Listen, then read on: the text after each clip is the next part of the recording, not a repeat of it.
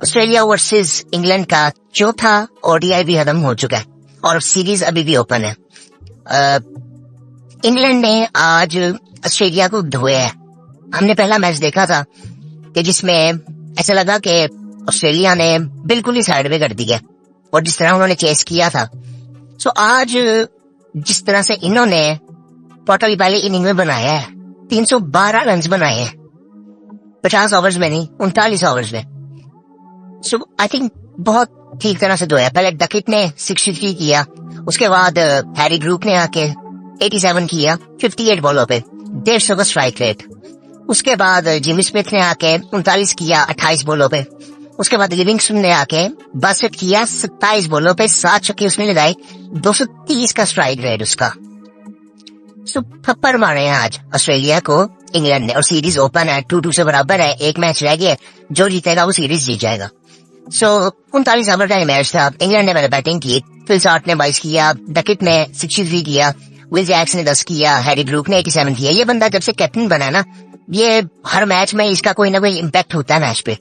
और I think यही वो तरीका है कि जहाँ पे इस दफा तो ऐसे लग रहा है कि फोर्स सिचुएशन ने किया कि बटलर इंजर्ड है, लेकिन अगर आप ये देखो तो इसी तरह से ये ग्रूम करते हैं प्लेयर्स को और इनके पास एक प्लेयर जाता है तो दूसरा रेडी बैठा होता है फिर।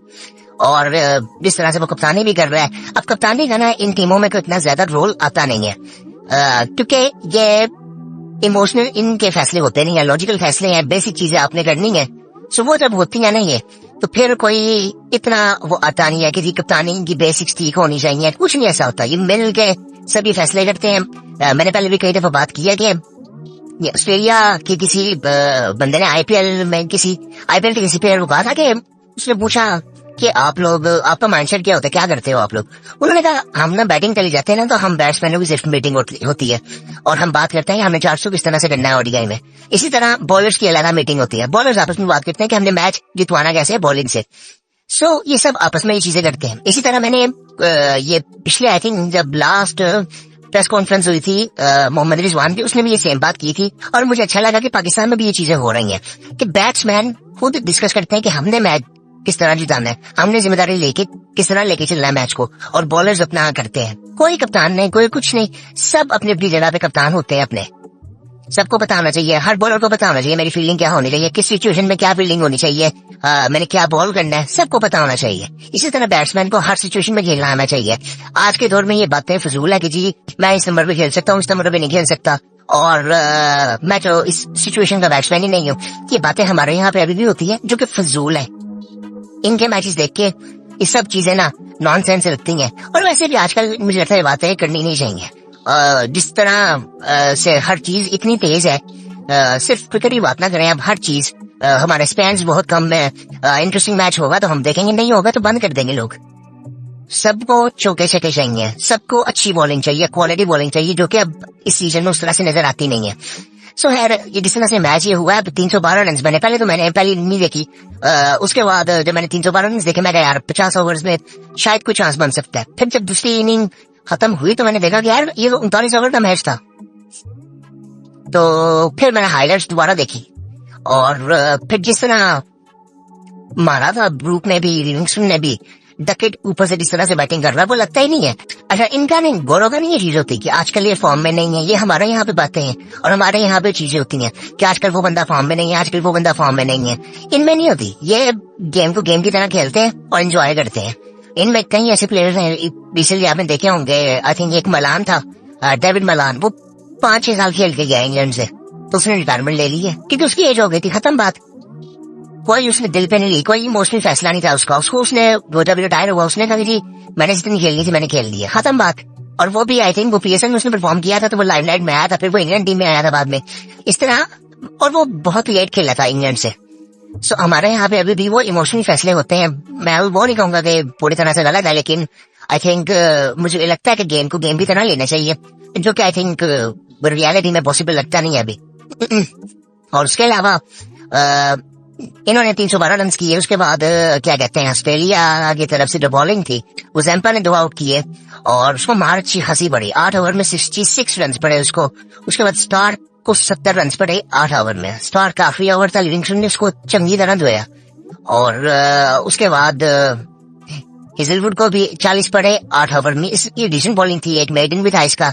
इस बंदे को रन आई थिंक मुश्किल से बढ़ते हैं। मैंने देखा है कि आप अगर देखें इसकी लेंथ बड़ी ना पक्की है और बहुत आई थिंक ये कंटेन करता है।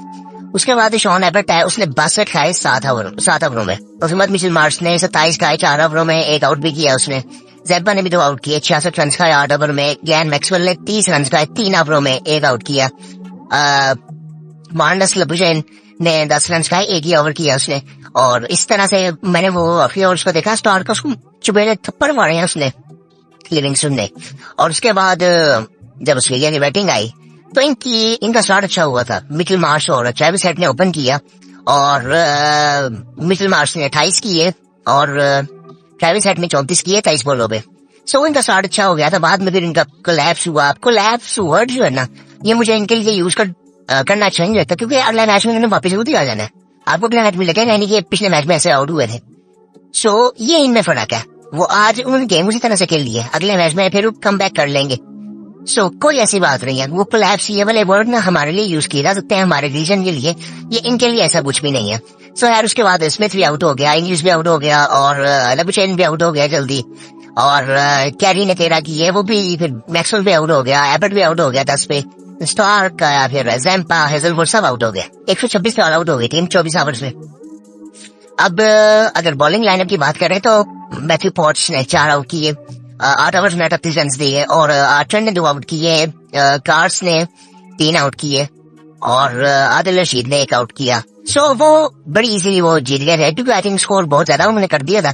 तो वो प्रेशर शुरू से था। प्रेशर नहीं मैं कहूंगा, इन्होंने शुरू से गेम लेके चलना था। और ये ऐसे नहीं करते कि गेम को खींचते हैं और एंड तक लेके चलते हैं, ये कहते हैं साथ साथ लेके चलो सब कुछ। मुझे तो यह था कि जो डेफिसिट था वो शायद इनकी कोशिश ये होती है हमेशा से कि हम पावर प्ले में खत्म कर दें। मोस्टली जो बड़ी टीम है उनको आप देखेंगे तो वो पावर प्ले का बड़ा अच्छे से इस्तेमाल करते हैं कि पावर प्ले में हम जितना मैच को आगे ले जा सकते हैं वो कर ले। बैटिंग में जितने रन कर सकते हैं वो कर ले। हमारे यहाँ पे अभी ये चीजें भी डिस्कस होती नहीं है कि पावर प्ले में सामने वाली टीम को तोड़ देना। और वो बड़े अच्छे शुरू में लेके चल रहे थे, लेकिन वो जब आउट हुए तो सब आउट हो गए।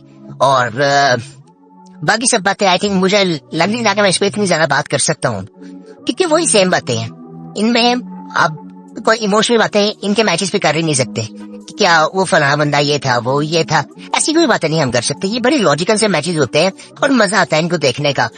इतने खूबसूरत ग्राउंड होते हैं, अच्छी शॉट्स लग रही होती हैं और इनोवेशन होती है, एवोल्यूशन नजर आ रही होती है बैट्समैन की कि वो ड्यूरिंग द मैच किस तरह से इवॉल्व कर रहा है। हमारे यहाँ पे तो सिर्फ होता है ना कि जी जो प्रैक्टिस किया वो भी ठीक तरह से वो शॉट्स लगती नहीं है। यहाँ पे मैच के दौरान एवोल्यूशन हो रही होती है बैट्समैन की, बॉलर की, जो कि आप कहते हैं ना कि इसलिए कहा जाता है कि आप जो मैच प्रैक्टिस से सीखते हो वो नेट प्रैक्टिस से नहीं आता।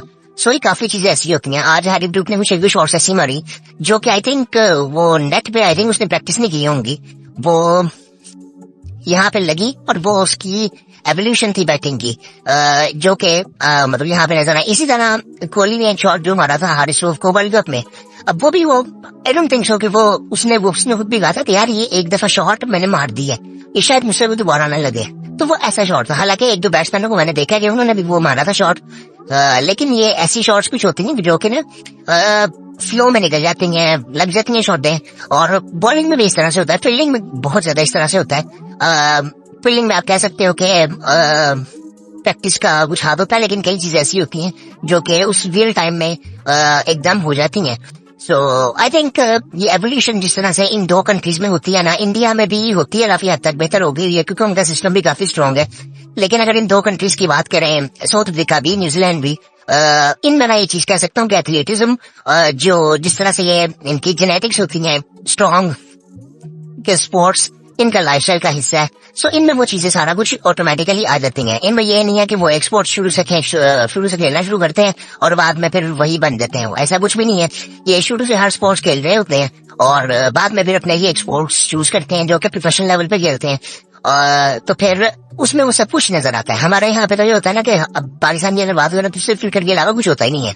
आप एथलेटिज्म की बात करो उसमें आपको कुछ प्रोफेशनल लेवल पे कुछ नजर नहीं आएगा। आज थोड़ा बहुत जैवलिन के थ्रू पता चला, अरशद के थ्रू, जब उसने गोल्ड मेडल जीता। अदरवाइज किसी को कुछ पता नहीं था।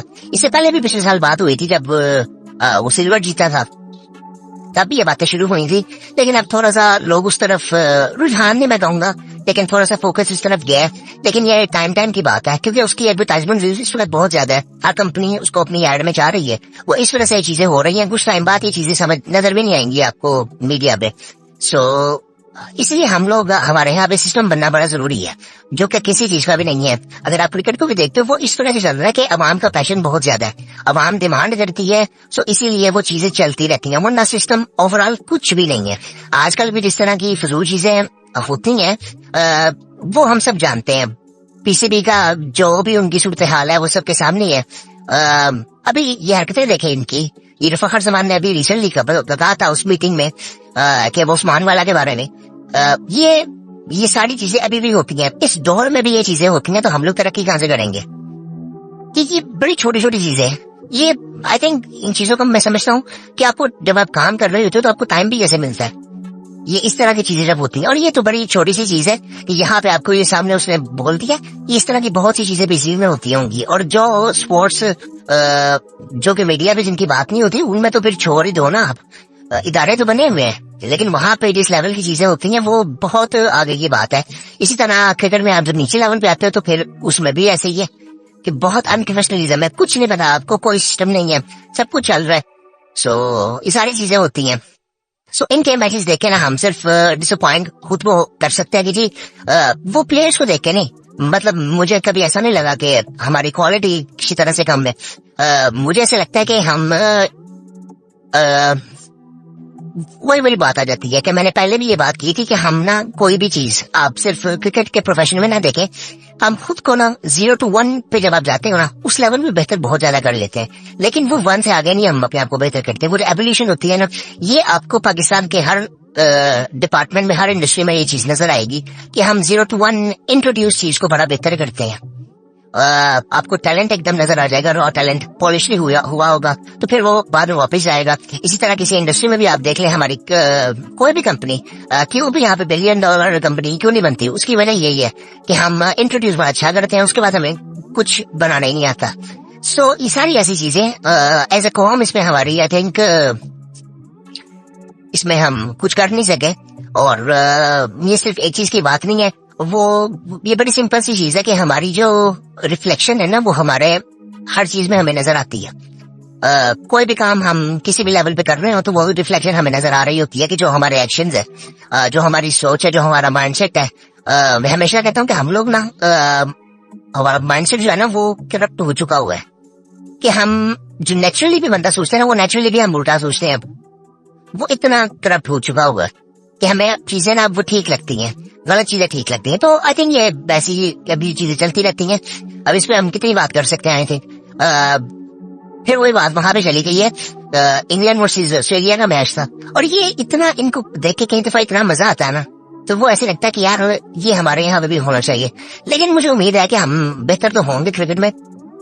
आप आज से 2-3 साल पहले भी देखें तो हम काफी चीजों में बेहतर तो थे, लेकिन वो बेहतर नजर आ रहे थे। वो उस तरह से आप यह नहीं कहोगे कि हम सिर्फ अपनी कोशिश की वजह से जीत रहे थे। उसमें वो जो एक कॉन्सेप्ट चल रहा था उस वक्त, कुदरत का निजाम, वो कुदरत का निजाम में हमारी मेहनत नहीं थी उस तरह से, वो सब कुछ कुदरत के निजाम पे ही चल रहा था कि वो लक हमारे साथ थोड़ी सी थी। हमने फाइनल खेल लिया, एक सेमीफाइनल खेल लिया, सो एक एशिया कप का भी फाइनल खेल लिया, जिसको मैं कुछ नहीं मानता। एशिया कप तो मुझे बिल्कुल ही फजूल लगता है कि जिस तरह के टूर्नामेंट होते हैं वो आई थिंक बिल्कुल ही बंद हो जाना चाहिए। वो फजूल की सरदर्दी हो गई है एशिया कप जो है। सो आई थिंक बाकी को इतना खास, अब कल इनका दूसरा दिन भी है, कल देखते हैं अब कि क्या होता है इस मैच में भी। और उसके बाद अगर हम बात करें तो 1 मिनट, मैं जरूर देख रहा था कि वो ESPN पे मैं देख रहा था अभी कि वो मारहोर का, 1 मिनट जरा मैं देख रहा था कि वो मारहोर का मैच हुआ कि नहीं हुआ। मुझे पता नहीं चला वो कि वो मैच हुआ कि नहीं हुआ। Set a final clash with Panthers after washout. So अच्छा, ये मारहोर चला गया पैंथर्स के साथ। So बारिश की वजह से किसी रूल को फॉलो करते हुए मारहोर आगे चला गया। So अब आई थिंक लायंस बाहर हो गई है। अब ये ठीक है, अब इसी तरह से होना था। और मैं यही कहूंगा कि एकदम ये चीज ना फीकी सी हो गई एकदम कि जब वो प्लेयर्स चले गए। सो आई थिंक ठीक है, कोई मसला नहीं है ऐसा। अब एक मैच रह गया इनका, आई थिंक वो संडे को होगा। और बारिश आई थिंक आज पाकिस्तान में आज ऐसा मौसम भी थोड़ा सा था कि थोड़ी सी ना ऐसे लग रहा था कि सर्दी उस तरह से, सर्दी जिस तरह से रहते होती है ना उस तरह से लग रहा था। और इसमें I think Iftikhar Ahmed lead करेंगे टीम को, क्योंकि रिजवान जा चुके हैं, क्योंकि वो पाकिस्तान स्क्वाड में भी है। सो वो आई थिंक इफ्तिखार इसको लीड करेंगे। ठीक है, अच्छी बात है। सलमान यागा भी आपको नजर नहीं आएंगे, जो इनके मेन प्लेयर है नसीम शाह भी आपको नजर नहीं आएंगे। सो आई थिंक पता नहीं अब क्या होता है। पैंथर्स भी इसमें काफी बेहतर लगेगी आई थिंक, क्योंकि मुझे लगता है कि पैंथर्स जीत जाएगी, जिसकी मैं बात कर रहा था कि वो तीसरे चौथे नंबर पे आएगी और वो शायद ये टूर्नामेंट ही जीत जाए। सो देखेंगे, बाकी देखेंगे संडे को क्या होता है। कल दूसरा दिन भी है उसका। श्रीलंका का भी मैच चल रहा है न्यूजीलैंड के साथ, उसमें भी वो उन्होंने जो 602 किया आई थिंक वो बड़ा इंटरेस्टिंग है। स्टंप हो चुका है डे 2 भी, 22 पे 2 आउट है न्यूजीलैंड के। सो आई थिंक सब कुछ चल रहा है और अच्छा लगता है श्रीलंका को भी देखे कि वो रिकवर कर रहे हैं। इंग्लैंड भी उन्होंने एक मैच जीता था, सो वो भी एक अच्छी चीज है कि बाहर भी अपने मुल्क से मैच जीत रहे हैं। और ये अभी तो ये इनके घर में सीरीज हो रही है, श्रीलंका में ही हो रही है सीरीज। सो वहां पे बड़ा मुश्किल है श्रीलंका को हराना, हालांकि हमने 2 मैचेस आगे हराए थे, 2-0 से हम जीत के आए थे। सो बाहर ऐसे गोरों के लिए ये थोड़ा मुश्किल है, क्योंकि स्पिन ट्रैक होते हैं और श्रीलंका और बांग्लादेश स्पिन ट्रैक पे आई थिंक बहुत डेंजरस होती है। सो आई थिंक मुश्किल है न्यूजीलैंड के लिए कि सीरीज जीतना। रिसेंटली आपने देखा कि साउथ अफ्रीका को भी 2-1 से हराया उसने अफगानिस्तान ने। सो ये चीजें आई थिंक देख के अच्छा लगता है और भी टीमें आनी चाहिए, क्योंकि स्पोर्ट बहुत बड़ा है, ऑडियंस बहुत बड़ी है और वो इस स्पोर्ट के लिए इसलिए भी जरूरी है कि इसकी पूरी डिपेंडेंसी ना ये सिर्फ कुछ ब्रॉडकास्टर्स पे आ जाती है, जो कि अच्छी बात मुझे नहीं लगती। कि मतलब एक मुल्क वो सारे फैसले करेगा, एक मुल्क के कुछ लोग वो सारे फैसले कर देंगे। सो ये आई थिंक मैं इस पर बात करना चाहता हूँ कि क्या बिजनेस मॉडल होना चाहिए। अभी एक बिजनेस मॉडल पे हम सब चल रहे हैं कि ब्रॉडकास्टर्स पैसा देते हैं, सारा उस पैसे पे पूरी क्रिकेट होती है। हर स्पोर्ट्स में ऐसी है, लेकिन फीफा को आप देखें कि वो जहां पे उसने झुकना नहीं होता वो नहीं झुकता। सो लेकिन आईसीसी आई थिंक इतना स्ट्रॉन्ग इदारा नहीं है, उसको काफी चीजें आई थिंक करनी चाहिए कि आने वाले टाइम में जब वो अगर प्रमोट करना चाहता है क्रिकेट को, तो अदरवाइज आई थिंक बड़ा डिफिकल्ट लगता है कि कंट्री क्रिकेट सर्वाइव करेगी आने वाले टाइम में।